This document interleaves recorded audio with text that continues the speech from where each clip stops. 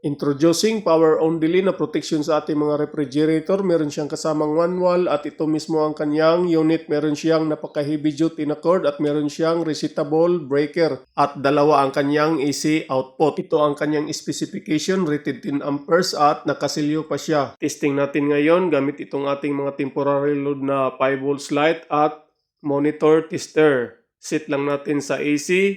Yan, wala pa po siyang output sa ngayon. Nakasaksak na yan at sabay nating i-on ang ating timer kung totoo bang 3 to 5 minutes ang kanyang power on delay. Ayun, buhay na ang ating load after 3 minutes plus. Ito sa ating timer, 3 minutes plus nga siya, tapos umilaw na ang ating 5 volts load at meron ng reading ang ating multitester at umilaw na ang kanyang green light. Sa mga lugar na madalas mag-brownout, kailangan meron kayo nito. Dahil during brownout, sa pagbalik ng power ay meron niyang tinatawag na power surge. So imbis 220 ang regular voltage ng ating bahay, aabot yan ng 250 to 280 volts. Kaya nasisira ang ating mga appliances.